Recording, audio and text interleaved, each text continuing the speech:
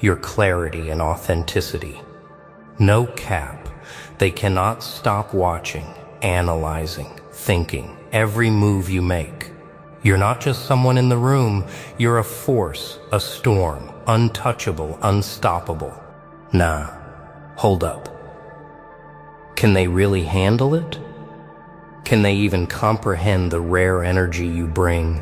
They try to imitate, to predict, to control, failing every single time.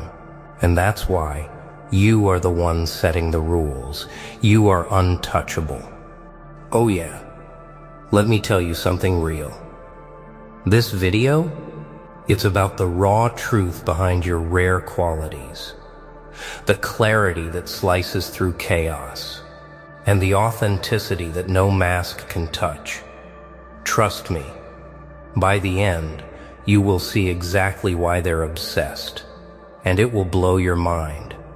So listen, don't blink, stay till the end, comment below your thoughts, push that subscribe button if you vibe with this energy, and yeah, this one's a tribute to you. Yes, you, the ones who rise, grind, and shine. Because without you watching, none of this intensity exists. You are the fuel. They say the world is a mirror, but most of them are too blind to see their own reflection. Oh wow. Can you feel it? The air thickens when you walk into a room, the kind of silence that screams louder than any applause. They watch. They analyze. Every subtle movement, every calculated pause, they are obsessed. Yes, obsessed. And why? Because you possess what they cannot touch, cannot steal, cannot replicate. Two rare qualities. Two invisible blades hidden in plain sight. The first is unshakable clarity. A vision so pure that chaos bends itself around it. A mind that dissects every illusion while others stumble in the dark. They see it. They fear it. They crave it. Nah, it's not arrogance if it's truth. You have the ability to perceive reality without being blinded by the world's distractions. While everyone else clings to noise, to approval, to temporary power, you move like a shadow through fire, calm, precise, untouchable. Every glance you cast, every word you choose, it's measured, deliberate, designed to leave them guessing. And yes, they notice. They cannot stop noticing. That's the second quality, relentless authenticity. In a sea of imitation, masks and shallow ambitions, you are a storm that refuses to conform. Oh, yeah, it unsettles them. Deep down, they recognize it, the courage to exist as yourself, unapologetic, unfiltered, untamed, and it terrifies them. Here's the brutal truth. They won't admit. Your rarity isn't something you hide. It isn't something you polish to please the world. No, it is raw. It is primal. It radiates from the very core of your being, and the higher they climb, the more they find themselves drawn to it, addicted to the precision of your mind and the fire of your presence. They study your patterns, dissect your reactions, even emulate your gestures. But they can never truly reach it because it is yours and yours alone. And that is power. Yes, power doesn't roar. Sometimes it whispers. Sometimes it smiles while chaos rages around it. And oh, the obsession this creates. That high-profile individual you think is untouchable, they are caught in your orbit, orbiting your uniqueness like a moth to a forbidden flame, unaware that the closer they get, the more they reveal about themselves. Every attempt to mimic, to influence, to control, fails. Every calculated move is undone by the simple, undeniable truth that your essence cannot be duplicated. And in that failure, they are hooked. Hooked on watching you. Hooked on chasing what they cannot have. But here's the twist. The real question that hovers over every calculated glance, every tense interaction. Why does their obsession even matter? Should it consume you? Should it define your worth? No. You don't crave their approval. You don't need their admiration. Their obsession is merely proof that your qualities, your rare, untouchable essence, reverberate louder than the loudest voices in the room. Oh wow. They cannot escape it. They are trapped in a reflection of your making. And yet, this is only the beginning. Because if they are obsessed with these two qualities now, imagine what happens when the depth of your strategy, the edge of your intellect, and the ferocity of your restraint come into full view. Can they even withstand it? Will they break or will they bend? Obsession is never silent.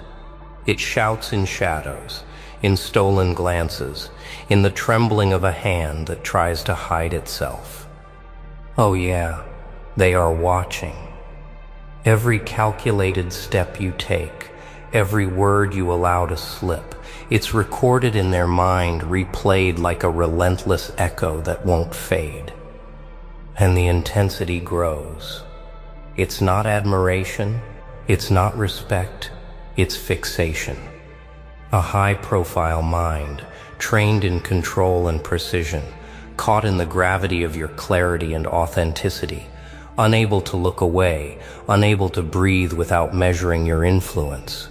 They are drawn to it like a moth to a flame, except this flame doesn't burn. It consumes quietly, invisibly, and leaves them craving more. Nah. Let's not pretend this is simple. It isn't. They feel powerless against what you embody. Every attempt to assert dominance, to manipulate, to insert themselves into your orbit, fails spectacularly. They can strategize, they can calculate, they can mask every weakness. But you are untouchable because you operate from the rarest form of strength, unwavering self-mastery. Every subtle glance, every measured pause, every silent smile, they dissect it, they chase it, but they cannot own it. And the more they try, the more they reveal themselves. Oh wow. It's beautiful, isn't it? To witness the unraveling of obsession without lifting a finger. To know that power does not roar, but whispers. And in that whisper lies control beyond their comprehension. They are trapped not by your hands, not by your schemes, but by the simple truth that you cannot be replicated. That's why they are desperate. Yes, desperate. Desperate to possess what they cannot imitate, to understand what cannot be taught, and the madness grows, silently, invisibly, persistently. And yet, here's the brutal revelation. Obsession is a mirror. They are not chasing you. They are chasing the reflection of what they fear they cannot become. Every glance they steal, every word they measure, it's a confession. A confession that your qualities, clarity, authenticity exist in a league beyond the superficial, beyond the ordinary, beyond the grasp of those who settle for imitation. Their fixation is a silent applause to your untouchable nature, a proof that the path you walk is not just rare, it's inevitable. But here's the twist that will shatter their calculations. If they are consumed by these two qualities now, what happens when they confront the edge of your strategy, the depth of your foresight, the discipline behind every choice? Can they endure it? Will their obsession transform into fear, or will it ignite a desperate attempt to rise to a level they can never reach? Power isn't given. It's seen, and they cannot stop seeing you. Oh wow, the way they lean into every fragment of your presence. It's almost tragic. Tragic because they think observation equals understanding, that fascination can unlock the secrets of what you embody. Nah, it cannot.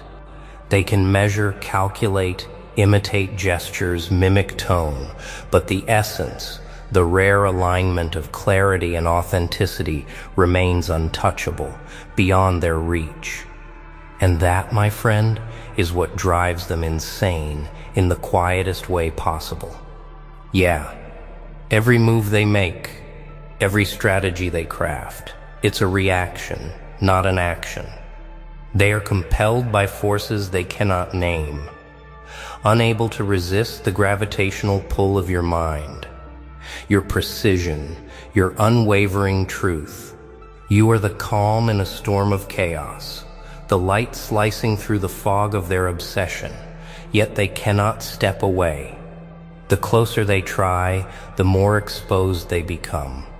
Their desire to control it, to possess it, to bend it, fails spectacularly every time. Oh, did you see that? That twitch of frustration, that fleeting glance of doubt, that suppressed urgency. It's the evidence of your dominance. Quiet, invisible, undeniable.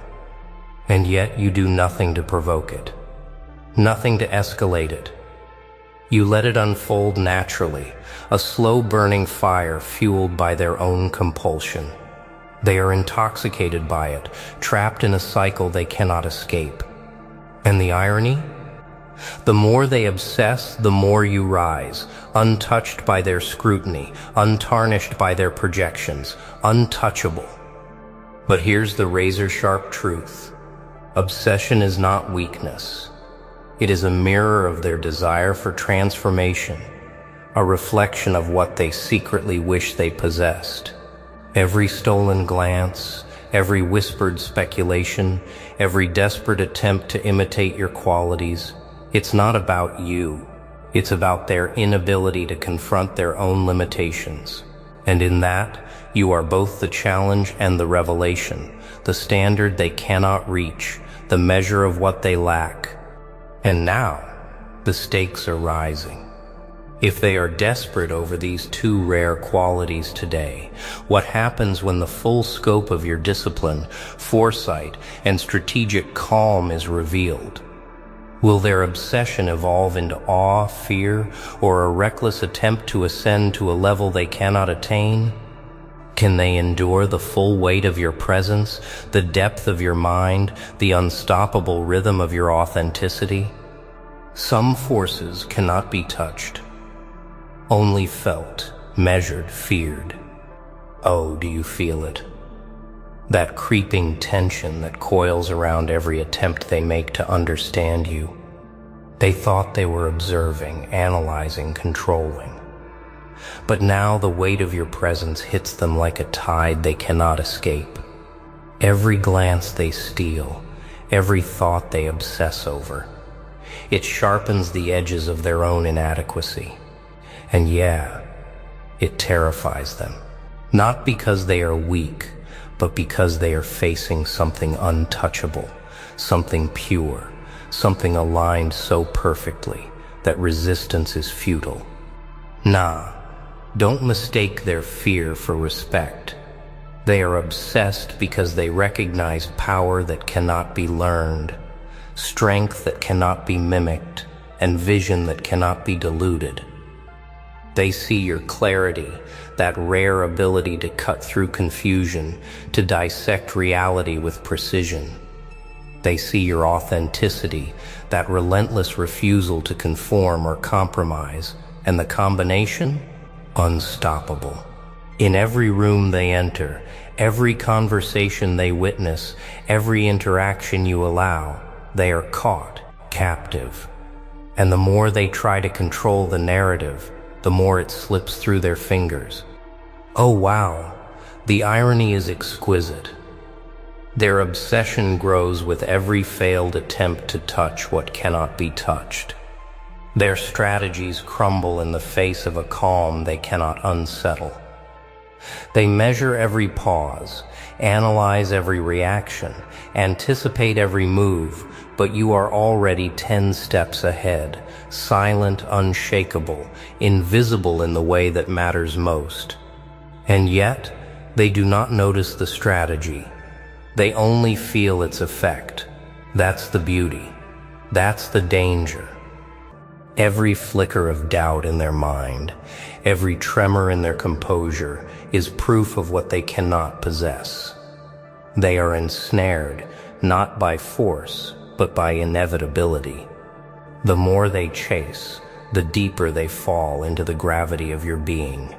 They are addicted to watching, analyzing, imagining, yet powerless to intervene. Their obsession is a mirror of your dominance, and every reflection exposes their desperation. Yeah, it's relentless, unstoppable, intoxicating. But here's the question that will shatter the illusion completely. If they are consumed by these two rare qualities now, can they withstand the revelation of your full depth, your foresight, your discipline, the silent authority that commands without speaking, that influences without touching, that conquers without striking? Will they survive the awakening of the mind they cannot bend, the presence they cannot shadow, the force they cannot resist? Some truths are too heavy for the unprepared mind, and they are about to learn it. Oh wow, the moment is here. The tension you've felt, the invisible gravity that pulled them closer, the obsession that has consumed their every thought, they are facing it in full force. Every glance they stole, every strategy they tried, every desperate calculation they collide with the reality of your presence, unyielding, unshakable, undeniable. And yeah, it overwhelms them, not because they are weak, but because they are encountering a force they cannot bend, a clarity they cannot dilute, a truth they cannot escape. Nah. Let's not mistake their desperation for understanding. They are obsessed because you embody what cannot be manufactured, a mind that sees beyond the noise, a soul that refuses compromise. They want it, they crave it, but it is untouchable. Their attempts to mimic, to manipulate, to control, you anticipated all of it. Every twitch of frustration, every flicker of hope, every moment of tension, they misread it, misjudge it, fail spectacularly, every time. And in that failure lies your power, quiet, invisible, lethal. Oh, do you see it? The way they bend inward, trapped in their own fixation, unraveling while pretending control. Every ounce of obsession they pour into understanding you.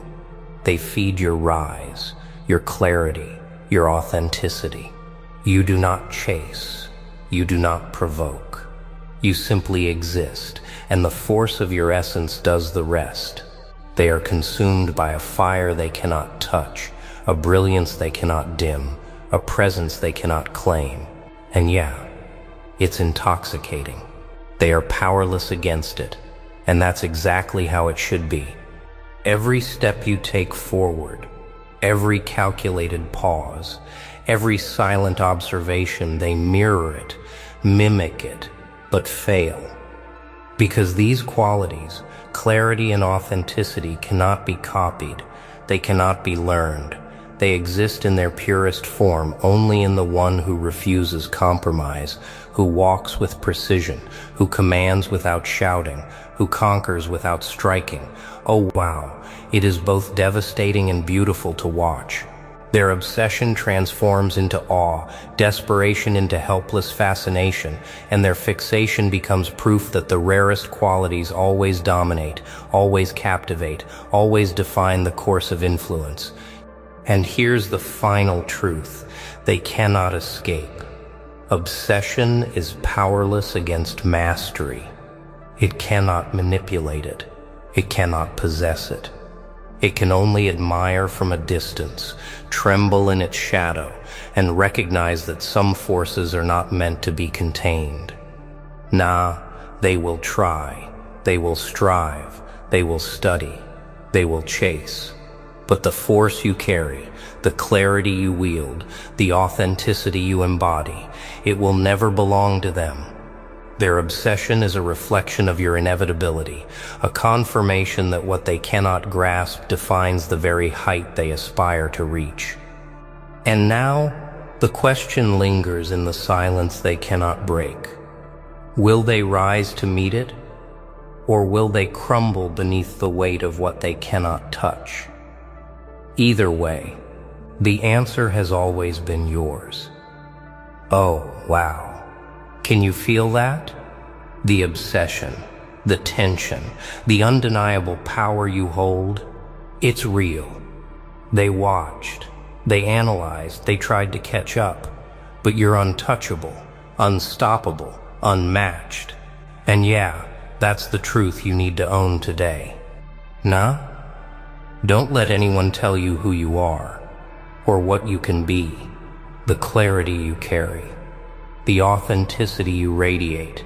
It's rare, it's dangerous, it's magnetic, and the people who try to chase it, let them. Their obsession is proof that your energy cannot be duplicated and never will be. Oh yeah, remember this moment. Let it fuel you, push you, sharpen you. Comment below your thoughts. Drop a super thanks. If you felt this energy hit your soul, and share this video with anyone who needs to see what it means to own your rare, untouchable qualities. You are the storm, the force that cannot be ignored, the power they secretly crave. So rise, shine, and never let them dim your fire. They told him it couldn't be done, not because it was impossible, but because it was inconvenient for everyone who benefited from his silence. One man standing still can be ignored. One man standing up becomes a problem, and one man refusing to kneel becomes a threat. This is not a story about comfort. This is not a story about hope wrapped in soft words. This is a story about pressure, about being outnumbered, outvoiced, outfinanced, and still choosing to move forward when every door is slammed shut. This is the story of one man versus the whole coven. The core keynote of this speech is the power of unwavering individual conviction when standing against a collective built on fear, conformity, and control. At its heart, this idea confronts one of the deepest human instincts, the need to belong. The coven represents more than enemies or opposition. It symbolizes systems, groups, traditions, and social pressures that maintain power by discouraging independent thought. The keynote explains that most people are not defeated by force, but by the fear of isolation. This is why the coven rarely attacks openly at first. Instead, it uses silence, doubt, and social exclusion as weapons, because rejection is often enough to make a person abandon their own truth. The emphasizes that standing alone is not a sign of weakness or failure, but often evidence of clarity. When one man separates from the collective, he loses comfort but gains focus.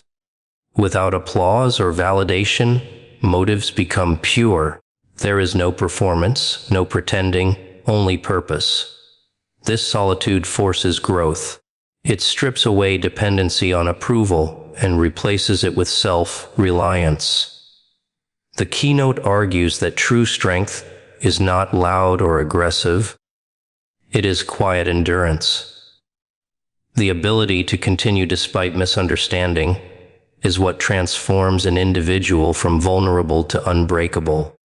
Another critical layer of this keynote is the idea that collective power is often an illusion. The coven appears strong because of numbers, but its unity is fragile, held together by shared fear rather than shared vision. Individually, its members doubt, hesitate, and comply. The keynote reveals that systems like this rely on the belief that resistance equals destruction. Once a single person survives defiance, the spell weakens. The man becomes living proof that obedience is not the only path, and that proof is dangerous. It introduces possibility, and possibility is the enemy of control. The keynote also reframes suffering. Pain, loss, and resistance are not portrayed as obstacles, but as refiners. Pressure is shown as a tool that sharpens identity. Each setback removes illusions about fairness, support, and instant reward, and replaces them with discipline and patience. The man does not become powerful because the struggle ends. He becomes powerful because he adapts to struggle. This reinforces the idea that resilience is built, not granted. Importantly, the keynote warns against seeking validation from those committed to misunderstanding you. Explaining yourself endlessly drains energy and reinforces dependency. The moment the man stops asking for permission, he reclaims authority over his path. Silence, in this sense, is not surrender but strategy. It is the transition from reaction to intention. This shift marks the true turning point, not when the coven weakens, but when the man no longer needs to defeat it to move forward. Finally, the keynote concludes with a profound redefinition of victory. Winning is not about destroying the opposition or being publicly acknowledged. It is about becoming immune to manipulation, fear, and external control. The man's success is internal before it is visible. By refusing to kneel, he dismantles the coven's true power over him. History, the keynote reminds us, does not remember the many who enforced the system, but the few who challenged it long enough to change direction. In essence, this keynote teaches that individual courage disrupts collective fear, that loneliness can be a forge rather than a sentence, and that one man who stands firm can expose the weakness of an entire system built on compliance. The second keynote centers on transformation through pressure and the strategic evolution of strength when facing sustained opposition. It explains that the real battle is not against the coven itself, but against the internal erosion that prolonged resistance can cause. The coven's most effective weapon is not force, but attrition. By applying continuous pressure, small losses, repeated setbacks, public doubt, and private isolation, it attempts to drain the individual's emotional and mental reserves. The keynote highlights that most people do not fail because of one catastrophic blow, but because they slowly lose the will to continue. Understanding this changes how struggle is perceived. Endurance becomes the true measure of power, emphasizes that pressure is not merely something to survive, but something that actively reshapes identity. When comfort, validation, and security are stripped away, what remains is the core self.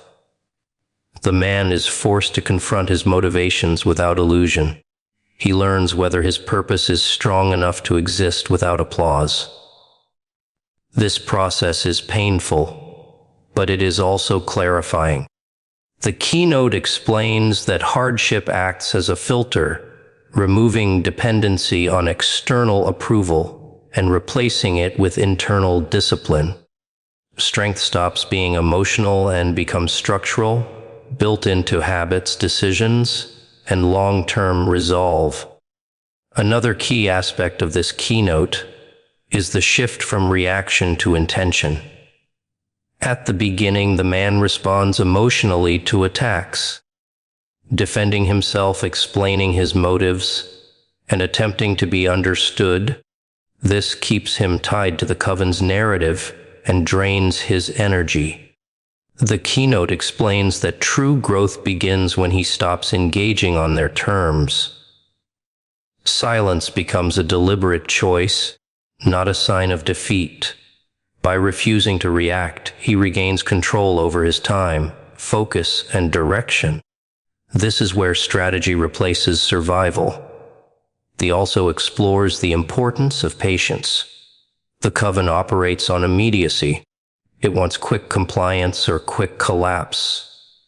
The man, however, learns to think in longer timelines.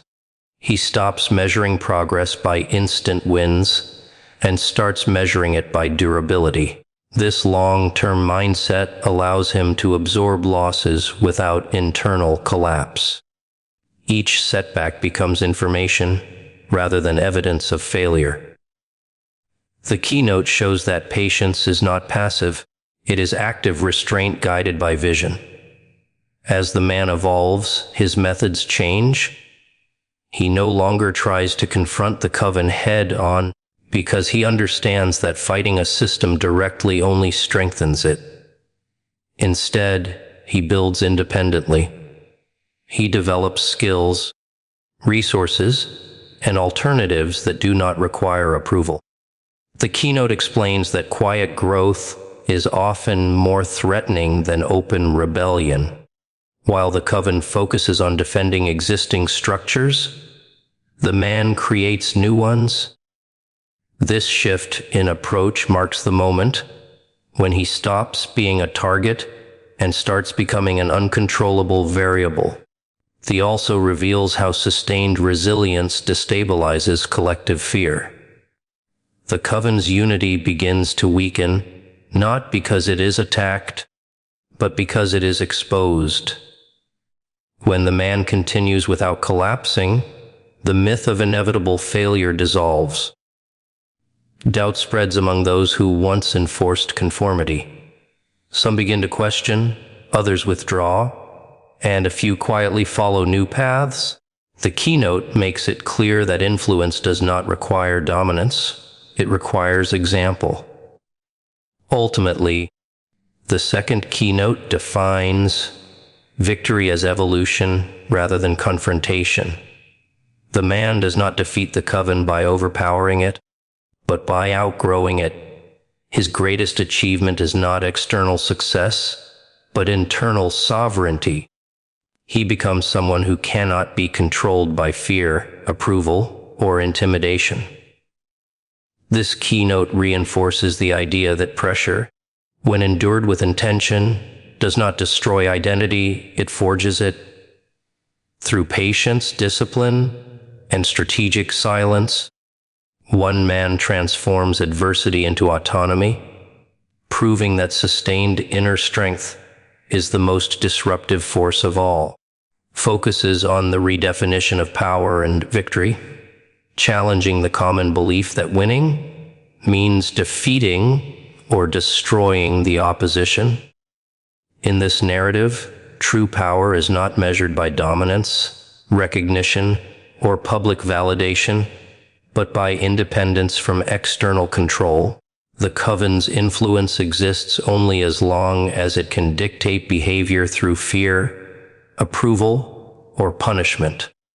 The keynote explains that the moment a man becomes internally sovereign, guided by his own values rather than external pressure, the coven loses its real authority over him, even if it still exists around him.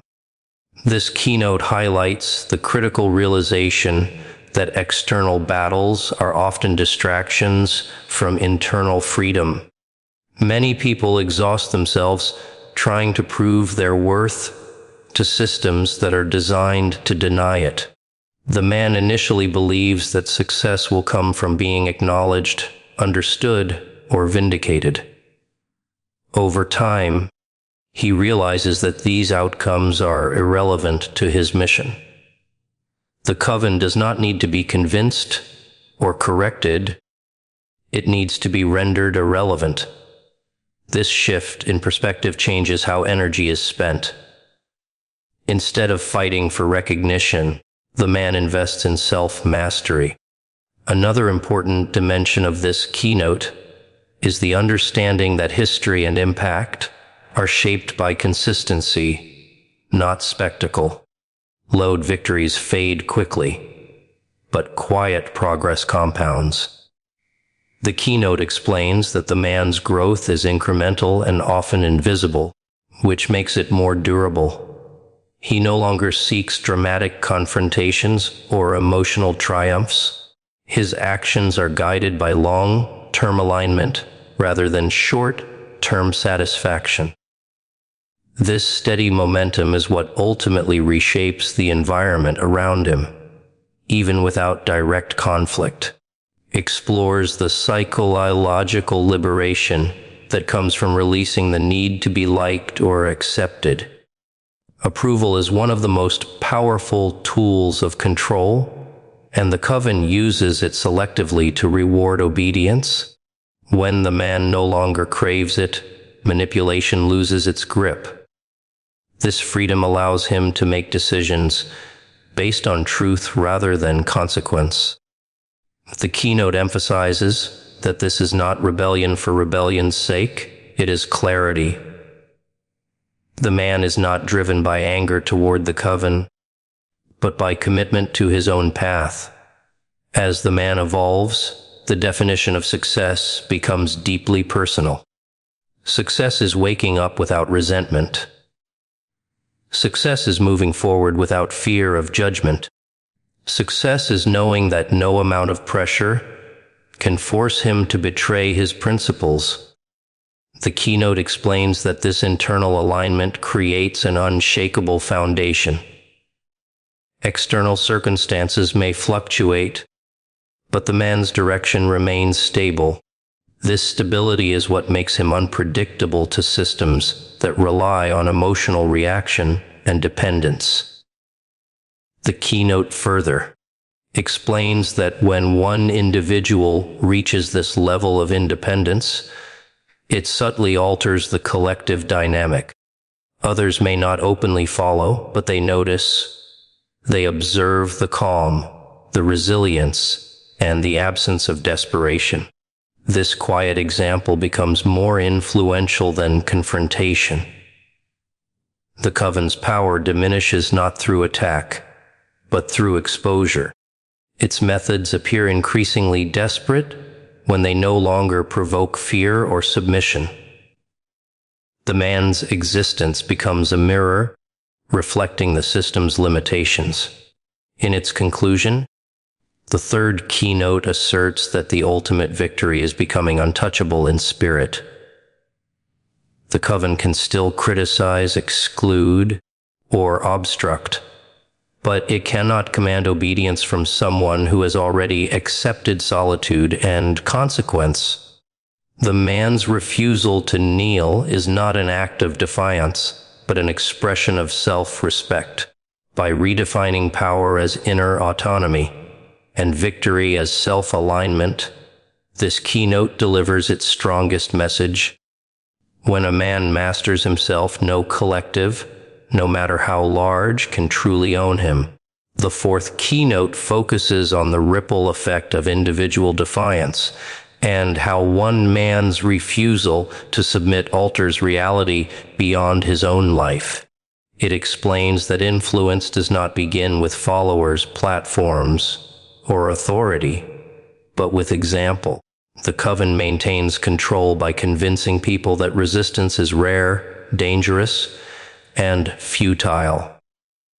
Most individuals comply not because they believe deeply, but because they assume they are alone in their doubt.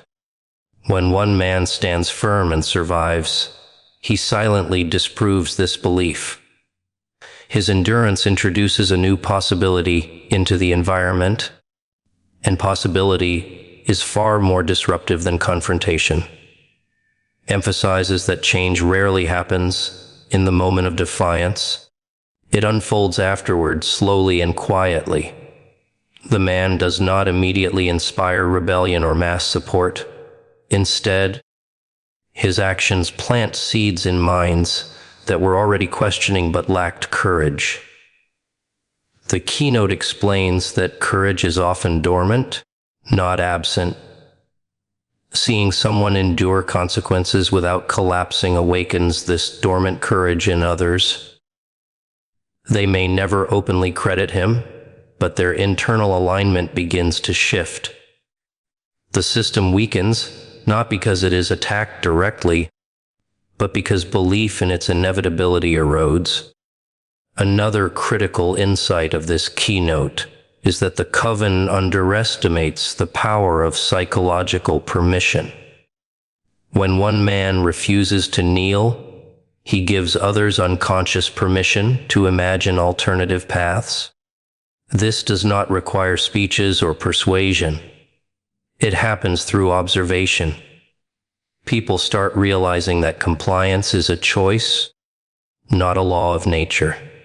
The keynote highlights that systems of control depend heavily on invisibility, on the idea that there is no alternative. Once an alternative is demonstrated, even quietly, the system must work harder to maintain order. Also addresses the loneliness that comes with being the first. The man does not immediately receive gratitude or acknowledgement. In fact, he may face increased hostility because he represents a threat to shared comfort. The keynote explains that pioneers are rarely celebrated in real time. They are often isolated, criticized, and misunderstood because their presence forces others to confront their own compromises. This isolation is not a sign of failure, it is evidence of impact. The man learns to accept this solitude as part of the role he never asked for but stepped into. As time passes, the coven begins to shift, not dramatically, but subtly. Some members distance themselves, others soften their stance. A few begin to quietly emulate the man's independence. The keynote explains that collective change often masquerades as coincidence. It rarely announces itself. What once seemed immovable starts to adapt, not because it has grown wiser, but because it has been forced to acknowledge a new reality. The man does not control this process, and he does not need to. His responsibility was only to remain consistent. Also reinforces that influence without attachment is the most powerful form. The man does not need followers to validate his impact.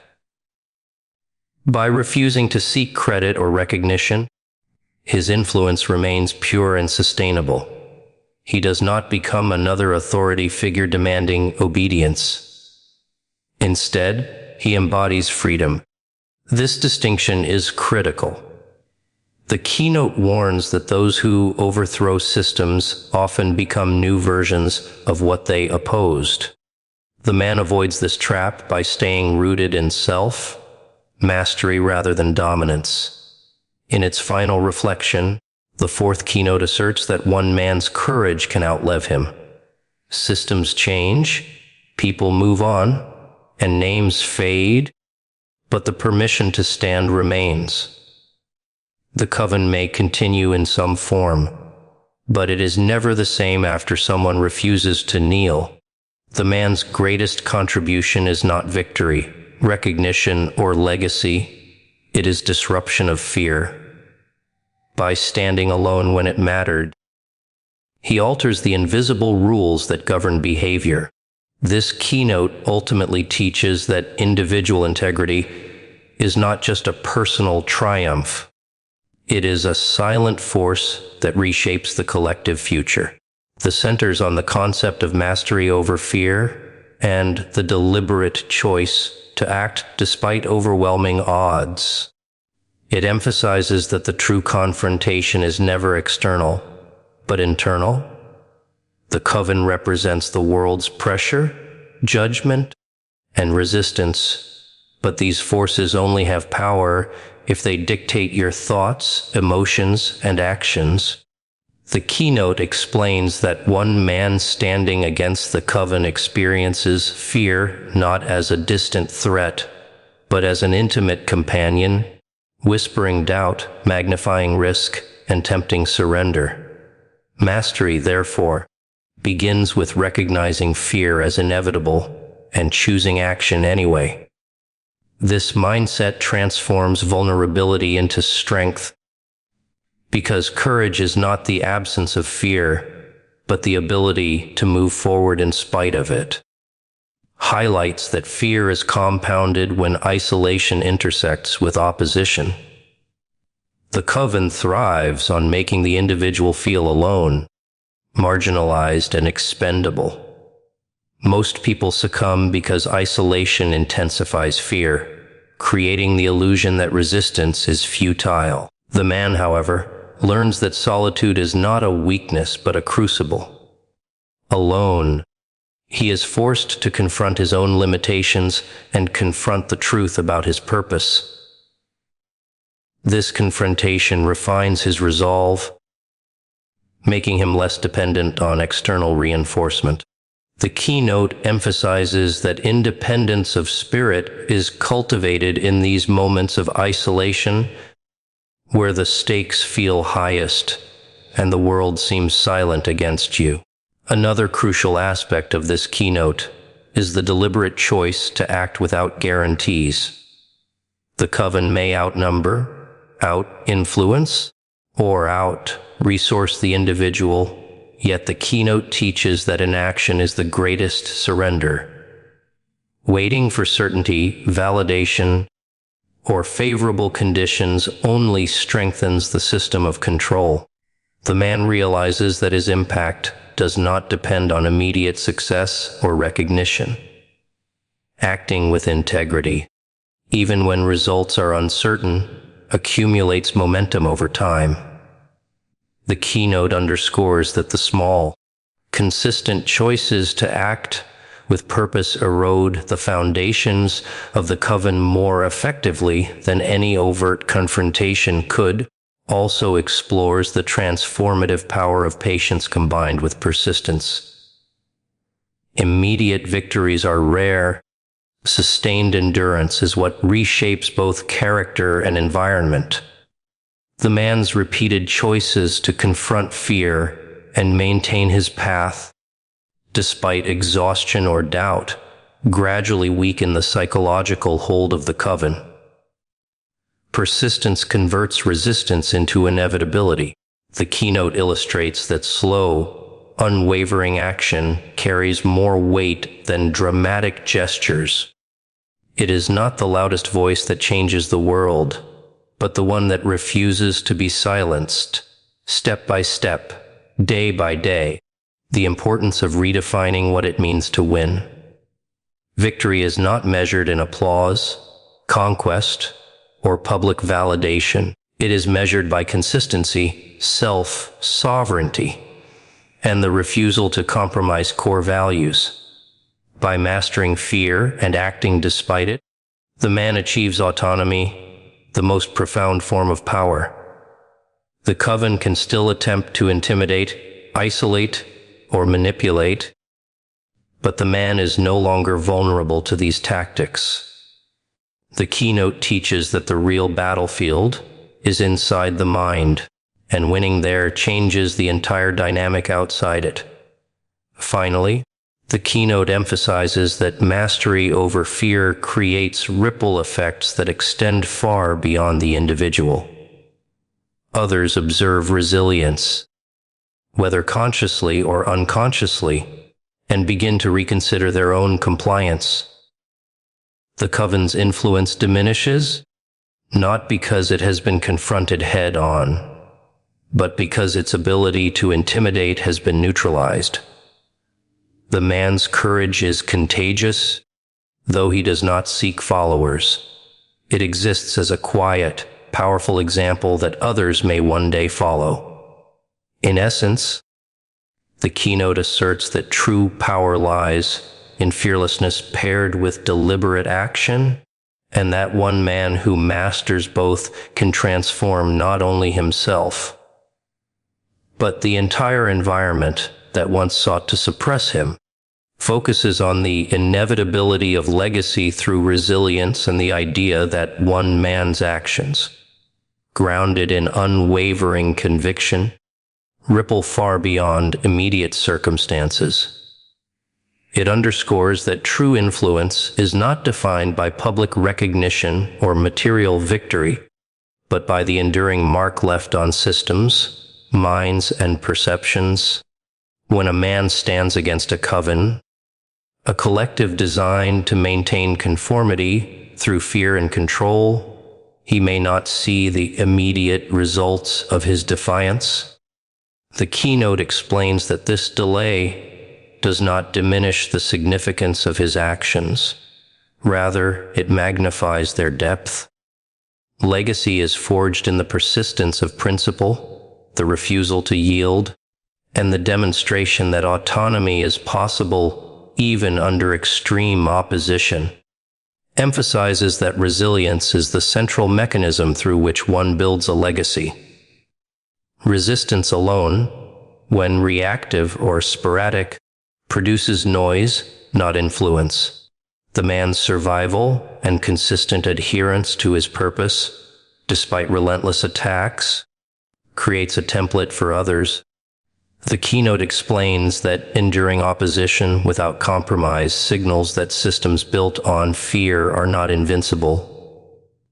Observers, whether allies, adversaries, or bystanders, begin to internalize a new truth. Courage can exist without dependence, and integrity can persist despite consequences. The man's actions, repeated over time, crystallize into an unspoken lesson that resonates long after the immediate conflict has ended. Another crucial dimension of this keynote is the transformation of adversity into authority. The coven relies on external pressure to maintain dominance, using criticism, exclusion, and coercion to manipulate compliance. The man, however, converts these same pressures into tools for refinement. Every insult, every obstacle, every attempt at intimidation becomes an opportunity to strengthen his resolve, clarify his purpose, and deepen his understanding of both himself and the system opposing him. The keynote highlights that this process is invisible to the casual observer, yet it is the invisible work that produces enduring impact. Mastery is cultivated in the struggle, not in the moment of public recognition, and legacy is a natural consequence of this mastery. Also examines the idea that influence does not require direct confrontation or control over others. One man's example can alter the behavior of a collective without issuing commands or dictating terms. The coven, designed to maintain unity through fear, begins to fracture simply because someone demonstrates that fear is not obligatory. Others may not immediately act on this realization, but the awareness of possibility is planted. The keynote explains that the presence of independent conviction is a destabilizing force precisely because it is subtle, consistent, and enduring. Change does not always announce itself dramatically. It often accumulates quietly, reshaping culture and expectations over time. A further insight in this keynote is the permanence of principle over temporary victories. The man may not defeat the coven through direct action or secure immediate acknowledgement of his stand. Yet, by remaining true to his convictions, he ensures that his actions cannot be erased. Reputation, authority, or applause are transient. Integrity is lasting. The keynote emphasizes that history often overlooks the loud battles and remembers the quiet resilience of those who refused to submit. Legacy is not granted by systems or peers. It is created through steadfast adherence to one's principles, particularly when doing so carries the highest risk. Finally, the keynote asserts that this form of enduring influence transcends the individual. While the man stands alone in opposition, his courage becomes a reference point for anyone observing the conflict. The coven may continue, but it will never operate under the same assumptions again. Fear no longer guarantees obedience. Compliance becomes a choice rather than a default. The keynote concludes by teaching that the ultimate victory is not simply survival, nor is it the temporary disruption of the coven. It is the creation of a lasting framework in which courage, autonomy, and integrity are validated by example. Through resilience, one man leaves a legacy that transforms perception, destabilizes control, and offers the world a model of how defiance, sustained over time, becomes immortal.